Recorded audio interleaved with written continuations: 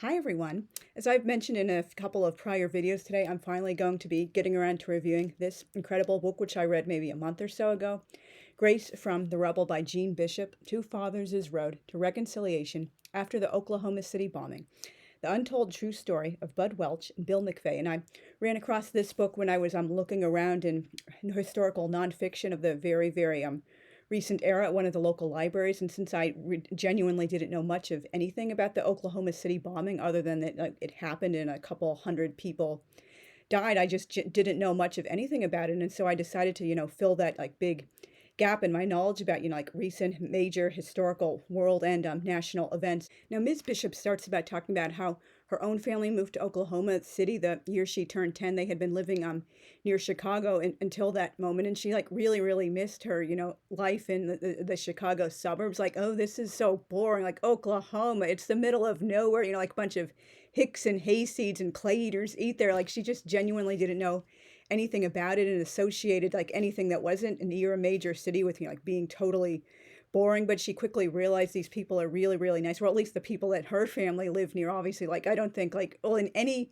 place, not everyone is going to be warm and welcoming, but her family did get lucky. There were a lot of people who welcomed them with open arms, in the neighborhood and on their street and in the school they went to, and it had her parents' jobs in the different schools she and her two sisters went to. And the day they moved in, her little sister, Nancy, was 5 years old. She went missing, and they were totally frantic. And then she finally turned up at a neighbor's house. Oh, I just wanted to introduce myself to everyone. And this wasn't a stranger danger era or anything like that. They were oh, a wonderful, a new child is moving, and let's welcome her to the neighborhood, and let's be nice to her family when they come to retrieve her. The author also talks about how she has a personal connection to the topic of her book. She didn't lose anybody in the Oklahoma City bombing, even though she lived in that area for many years. But sadly, the above mentioned little sister, Nancy, she was murdered when she was 25 years old, along with her husband. And Nancy was also several months pregnant at the time. They had moved back to the Chicago suburbs and were living in one of the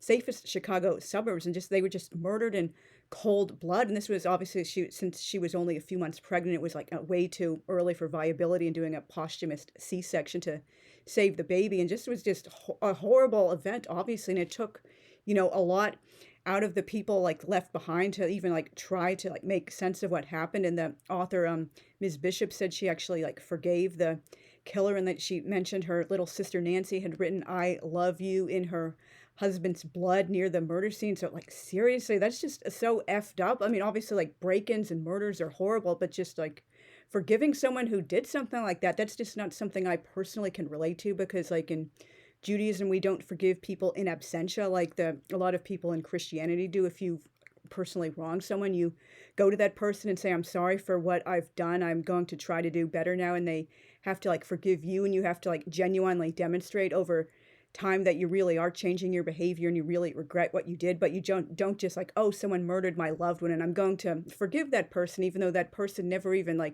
asked to be forgiven or apologized for what he did. But anyway, I guess that's just a total cultural difference. And then she talks a little bit about Bud Welch, who is the father of one of the victims. I'm sorry, I should have read the synopsis first. In what was the deadliest attack on American soil since Pearl Harbor, the Oklahoma City bombing is now remembered in a long line of violent attacks that have left communities across the nation searching for healing and hope.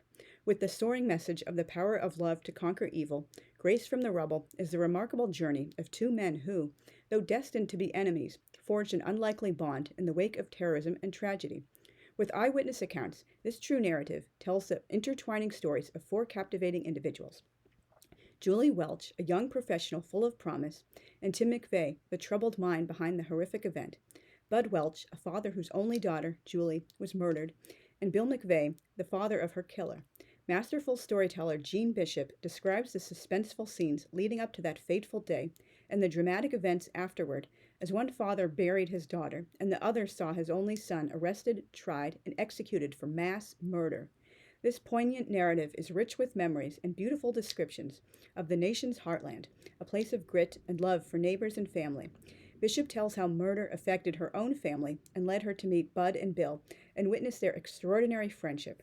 With compassion and hope for all who have been touched by tragedy, this story proves that the astonishing power of forgiveness is possible for us all. And anyway, getting back to Bud's story, she talks about how his ancestors came from Ireland in the 1840s because of the Irish potato famine. And, life was really, really tough. Like my own ancestors, or at least like one branch of my family tree, they originally were in Pennsylvania and working in the coal mines. And a little bit off topic, I highly recommend Thomas Bell's like historical novel Out of This Furnace if you're interested in like the lives of the immigrants who are being like exploited in the coal mines and how they like worked so hard to like unionize and get some basic rights and dignity, so like the next generation and the generations after would never have to suffer through like that kind of like exploitation in the furnace of the coal mines. And so anyway, his great grandmother like realized like working in the coal mines is like just really, really dangerous, and it's not worth like earning a pittance to like fill their stomachs a little bit. And so then they started working on a farm, and then eventually they decided to like move out to Oklahoma, and some of the children sadly,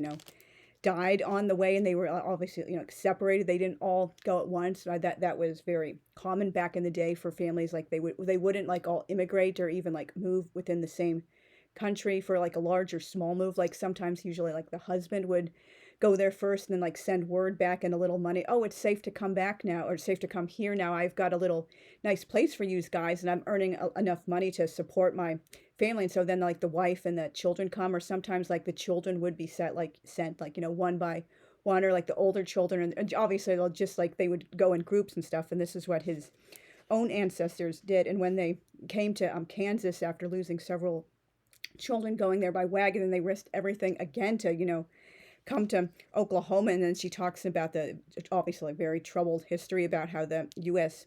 government had promised what became Oklahoma to the Native Americans, and they, oh, here's some white settlers, oh, let's give it to them instead, and like push the Native Americans off of their ancestral land even more. And the author talks about how back when she was in school, they would have like Pioneer Day, and they would like dress up like the Oklahoma pioneers, and like the sunbonnets and the old-fashioned like pioneer 19th century clothes. And that now she realizes like we're really celebrating like pushing the Native Americans off their land. Obviously, maybe your ancestors think, oh, that was great because that's how my family got started in Oklahoma, and we're proud of our family farm going back 100 years or whatever. But it was just happened at the expense of the people who were already there. I've been a proud, like, passionate Native American ally since I was like 5 or 6 years old, long before it became trendy to like say, oh, I'm a Native American ally. Bud, whose real name is Emmett, was born in 1939, and he was like one of like many children, and it was a really, really hard scramble on the farm, but that was how they earned their living. They were trying to be like self-sufficient in a way, because like, oh, if you're growing all your own food and like raising the animals, I don't eat animals, but like anyway, like that was just like a way to like not have to like earn so much money like by earning a job, because you're doing it all on your own little farm and like totally taking care of yourself. And that's unless of course obviously they had some troubles with the Dust Bowl. But then she talks about like Bud like helping his parents work on the farm when he was growing up, and it really taught him like a respect for the land and the value of like hard work and not quitting, and a good work ethic and stuff, and like the sad like reality of like life and death, because unfortunately like, they're like killing the animals to eat them. I realized back in those days, several generations ago, people didn't really like think of animals in the same way we do. Like it's just, oh, that's an item for food. I mean, I realized I'm just trying not to get too political, but I just like realized it was just like a much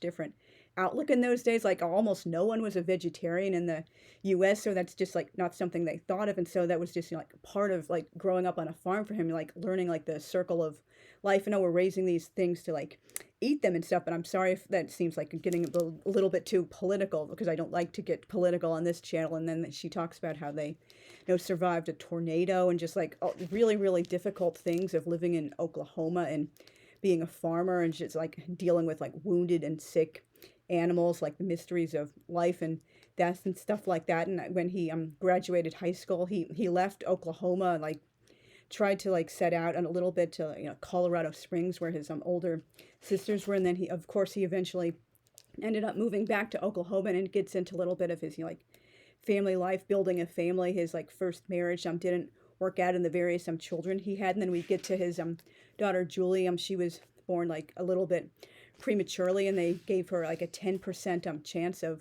living, because she had like a very like bad lung disease, hyaline membrane disease. This was what the youngest child of JFK and Jackie Kennedy had, and he unfortunately died from, because like Julie was born prematurely 6 weeks early, and she only weighed a few pounds, and her lungs were underdeveloped, and they really did not expect her to survive. But also, it was just a beautiful miracle when she did, and possibly due in large part to her like frail early start and how people had to be so gentle with her. She was always very kind and gentle with like everyone, like humans and animals, like, oh, you're bullying that kid, you should really stop it. Oh, there's a sweet little injured baby bird, I'm going to take it into the house until its wing heals, or I'm going to like keep it my pet even after the wing heals, until my parents are getting so annoyed at me that I just have to, set it outside, and I'll be sad about that. And like she really always went to bat for the underdog, like people who couldn't stand up for themselves. And she was, like soft hearted, like she cried when her like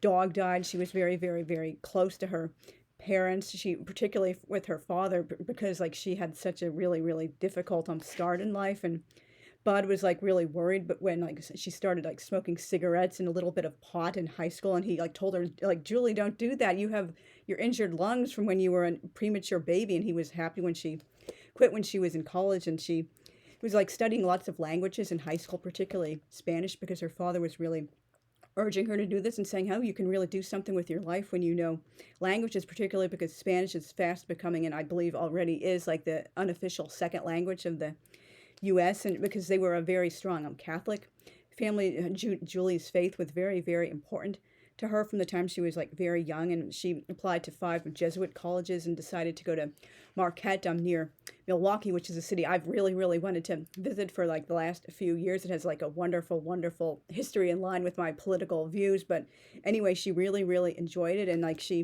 when she went to the school, like she didn't want to take her old teddy bear, whom Bill nicknamed Damn Bear, and was like later buried with her. And like then she like hurried back up to the truck and like threw a towel around him and like brought him back into the dorm with her. She just didn't want to be seen carrying around a stuffed animal in public. But then she found out like almost all of the girls, the young women at the school, had their like teddy bears or like dolls or other stuffed animals, and like a fair portion, about half of the young men, also had their stuffed animals. So I guess like Damn Bear was to her like Davy was to me, although I don't know if Damn Bear was this, like worn thin with like stuffing coming out of him. But like you all have that your own little velveteen rabbit, and that's what it was for her. And like she continued being very proud of her faith and like sticking up for the underdog when she was in college. And like they gave her a really good offer when she graduated, because she was fluent in 5 different languages and such an absolutely brilliant student. And so when she graduated Marquette in May 1995, they like offered an unprecedented offer, like, hey, you can stay here and teach Spanish as a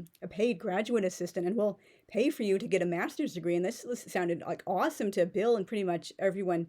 I'm sorry, Bud, I'm getting ahead of myself, and everyone else in the family. But she said, oh, I want to go back to Oklahoma City to work for a few years. I want to be close to my family. And because of her brilliant skills, particularly with like Spanish and all these other languages, she started working at the Social Security Administration as an interpreter. And like sadly, on the day of the bombing, like if she had stayed where she was in the room, like she would not have been killed probably, because like they told her to like come forward into like the main office to help with like some guy who needed an interpreter for an interview. And like she like told the other women who were working with her, oh, don't come with me, like continue doing what you're doing. And if she had just like stayed there, like not like gone on that errand, like it would have been like so much different, unfortunately. And then Bill, I'm sorry, I'm confusing the names of the 2 fathers because they both start with the letter B. Like Bud was talking about, like, oh, she always would park under this like beautiful tree in the parking lot, because that was pretty much one of the few sources of shade. And like just so many other like tragic events throughout history, it became a survivor tree because it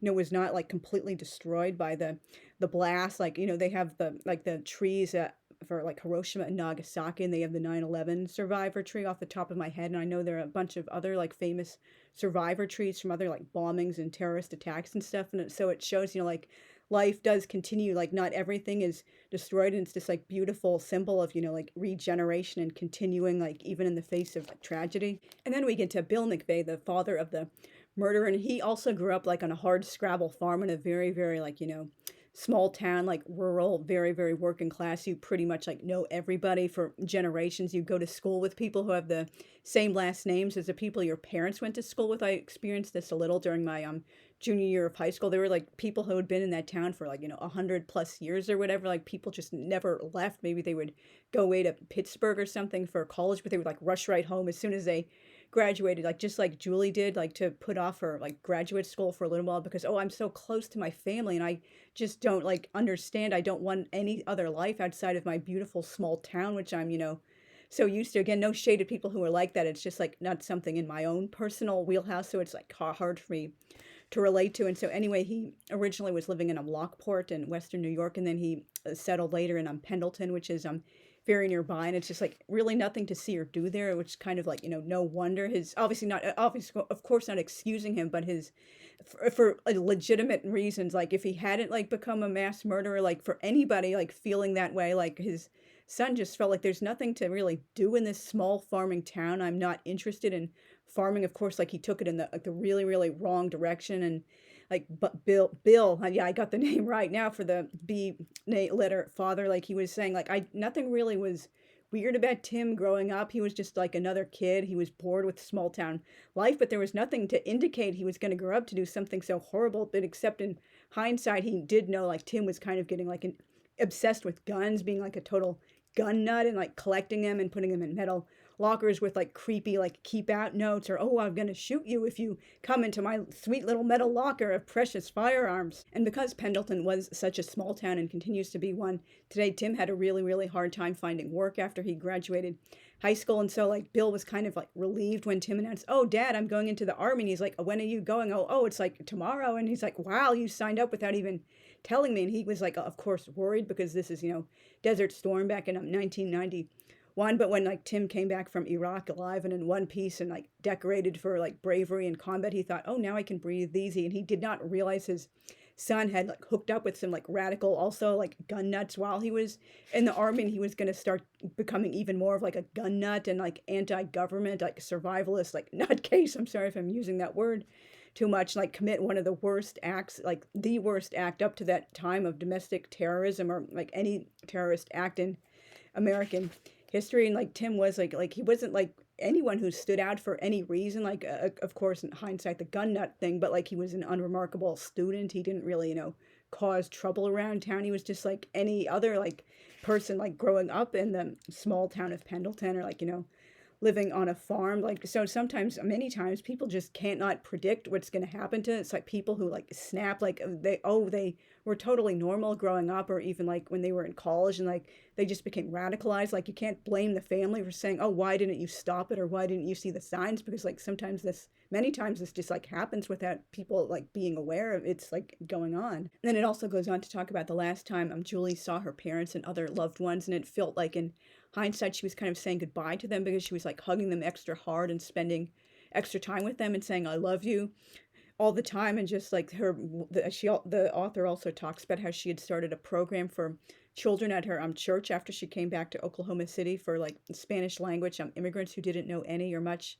English yet, and about her boyfriend Eric, whom she met at a church a prayer group for young people. And Eric was so head over heels with her, like he was planning to propose to her in Spanish. So he wasn't a native Spanish speaker himself, but he knew how much that language meant to her. It seemed like Spanish was Julie's favorite of all the 5 languages she knew fluently, and he never got a chance to propose to her, like marry her, be her husband, sadly. And it talks a little bit about a number of the other people who were in the Alfred P. Murrah building when it went off, and like all this potential shattered, like both like the youngest children in the daycare, and the older people who were like visiting Social Security Administration to plan for their retirement excitedly. The next chapter in their lives, or people who were like involved in their working lives, just starting out or in the middle, or like getting towards the end. And there were a number of pregnant women who were also killed in the bomb, and they like knew what sex they were having, so they had already named their babies. And just like so many people's lives were like shattered and like ended because of this like nutcase who became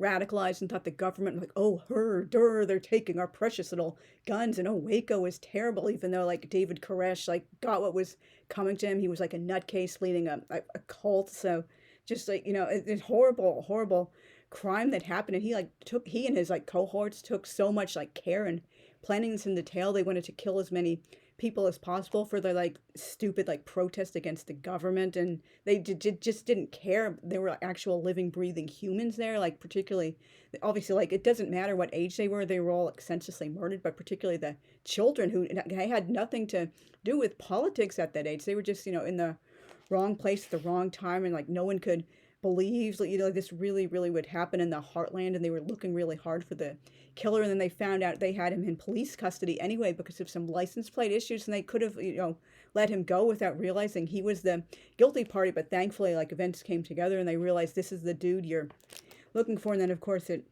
talks a little about the trial and many victims and survivors. Obviously, the victims weren't dead, but the victims who had survived without being killed, and the survivors of the people. I'm sorry, I'm totally rambling. The loved ones left behind of people who had died and the people who had been injured but survived. They were really gunning for his blood, wanting the death penalty or at least life in prison. And Bill was saying, please don't kill my son. I know he did something horrible. Just give him life in prison. And Bud was really angry, of course, at first, like almost everybody personally impacted by the bomb. And he said, yeah, let him fry. And because he murdered my daughter, my precious little girl, who was only 24 years old. And and eventually he became friends with the two fathers. Bill and Bud. I'm mixing up their names again, and it was just such an unlikely friendship, particularly because you would think, oh, this one guy would hate the other guy's guts because he fathered the killer, and he just but obviously, of course, there have been unlikely friendships in the past like that. For example, someone who was in the Hitler Youth later grew up to become friends with a Jewish Holocaust survivor. So stranger things have happened. And then in the last section of the book, she also gets into the death penalty issue. Bill was saying, don't kill my son, and Bud, who had originally been totally gung-ho for the death penalty because Tim obviously murdered his daughter. He really wanted him to fry or any other kind of death penalty, but then he eventually came around after meeting Bill and realized maybe this isn't the right way. Let's just keep him alive in jail for life. Personally, I am pro death penalty for extremely sadistic, violent acts of murder and really other inexcusable, unforgivable crimes that's one of a handful of conservative political views I hold. But anyway, obviously that's also something I could not relate to, but I guess I could. Obviously he didn't want his son to die, and some people are against the death penalty for religious reasons and just feel keeping them alive forever would be good. But even Mr. McVeigh himself, the murderer, said let the state kill me. That's the ultimate suicide by cop. And so obviously I guess you can make up your own mind when reading the book if your mind is changed. And the book ends with the names of all of those killed. It lists them by what floor they were in, which particular office they were in. For example, the daycare and the Defense Security Service, the Federal Credit Employees Union, the U.S. Army Recruiting Battalion, the Marine Corps Recruiting Drug Enforcement Administration, and a couple of people who were also killed, not in the building itself, but in proximity to it, and their full names and their ages and the nicknames. And she also included the children who were still in utero at the time because their parents knew the sex and had already picked out names for them. So that's a really nice touch. Not all books about tragic acts do this. I mean, obviously sometimes the attacks are just so many victims you can't really list them all, or they might not expect you to oh, let's spend 10-20 minutes reading thousands of names. But I just felt this was really good. I did read through all the names, and when you read someone's name, whether it's just to yourself or aloud, it's that person is living again, and you're saying I don't forget you. You're going to stay alive as long as people remember who you are. That's just something really powerful. Thank you very much for watching. Hopefully this review was not too rambly and all over the place. It was completely unscripted, but I would very highly recommend this book. And thank you very much for watching, and I will see you again in the next video. Bye.